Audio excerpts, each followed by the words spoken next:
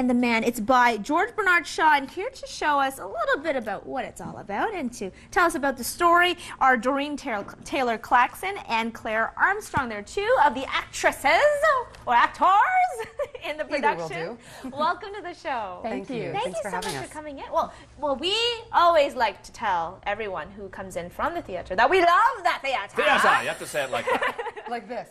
That's right. Exactly. Put the hand out. There's an imaginary skull in my head right now. There we go. But tell us about what this play really is all about. George Bernard Shaw's Arms and the Man is a commentary on war and how ridiculous it is.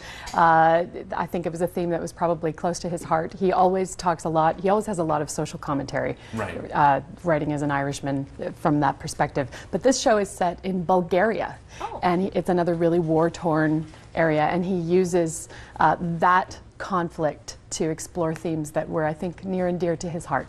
Like romance and comedy. Not things that you necessarily think of, Claire, when you think of war. Right. So how does this story play out, then? Well, the story begins with a young woman who is the daughter of a wealthy family in Bulgaria. They're one of the only families who has their very own library in the home. And one of the soldiers from the opposing army climbs up her balcony to hide in her room. And she ends up sheltering him in her room for the night to keep him out of danger. And the rest, you'll have to see. You'll have to come see. But so it's a bit of a convoluted story because she's betrothed to someone else, and her parents are very concerned that she find the right match. Absolutely. Particularly someone who is I play the mother. The appropriate status That's for right. her. I play her maid. Okay. So I get to sort of listen at the door and really eavesdrop and get all the dirty details that no one wants me to hear. So yeah, George Bernard Shaw is in a way making a commentary on the romanticization of war and how the nobility, sends all of these men off to war with romantic idea of them with flashing eyes and drawing their swords and taking on the enemy, and the women wait for them, like gallant heroes. And so I think that's not really what it's like. He was very much a champion of the working class in his time as an Irishman in the 30s, 40s, 50s.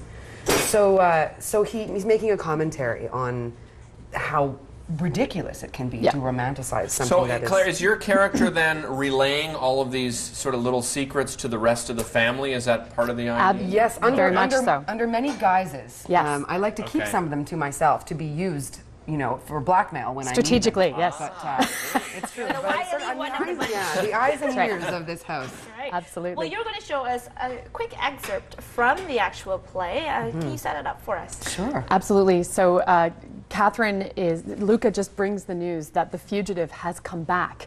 He has come back to return the coat that he used to flee away in. And it's a really awkward time from Catherine's point of view because she's just had her husband and the war is now over. The war is over. Her husband has just come home. She feels very concerned about what her husband would have said had he known she was harboring a fugitive from the other side.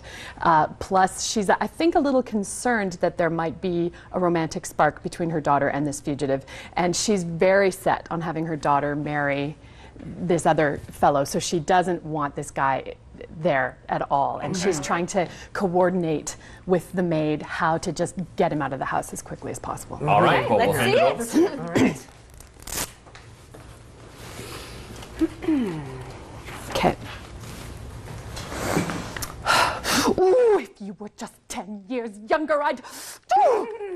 Well? There is a gentleman just called, madam. A Serbian officer. A Serbian? How dare he? Oh, but I forgot. We are at peace now. I suppose we shall have them calling every day to pay their compliments. Well, if he is an officer, why don't you tell your master? He is in the library with Major Saranoff. Why do you come to me? Oh, but he asks for you, madam. And I don't think he knows who you are. He said, the lady of the house. He left me this little ticket for you. Captain Blunchley. That's a German name. Swiss, madam, I think. Swiss? Oh, heavens. What is he like? He has a big carpet bag, madam. Oh, he's come to return the coat. Send him away. Say we're not at home. Ask him to leave his address and I'll write to him. Stop!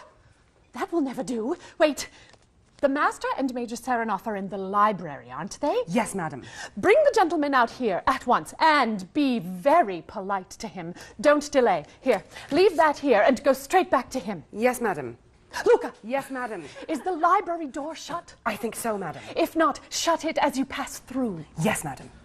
Stop! He will have to leave that way. Tell Nicola to bring his bag here after him. Don't forget. His bag? Yes, here, as soon as possible. Be quick!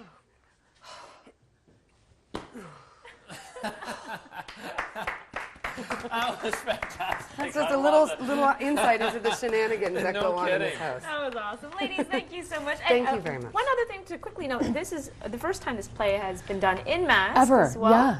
Yeah. And so that's going to be a real treat for the audiences as well, to have that unique experience. Absolutely, because Odyssey has a long history of working within the style of commedia dell'arte, which is defined by these very unique masks. Right.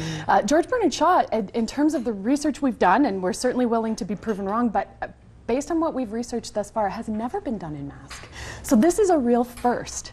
And I mean, I'm really loving it. I'm really enjoying how these characters play out in mask. I feel a bit like a cartoon. Yeah. Well, you have to be more physical too. Yeah, absolutely And do. you cannot lie with these masks. No. They, Yeah. you know, if you're not being truthful Yeah. to yourself, it will show it right will away. expose you. Yeah, They do, exactly. very much so. Well, it's going to be a wonderful run. You guys are doing this until August 25th, Yes. of course. So thank you so much. We encourage everyone out there to go check it out. Absolutely, opening on this Thursday on the 25th. Perfect. Fantastic. Thank you, ladies, Thank you. so Thank you, ladies. much. Pleasure. Take care. Bye-bye. All right, coming up next, we're talking about Picnic in White or Picnic en Blanc. It's going to be a great event.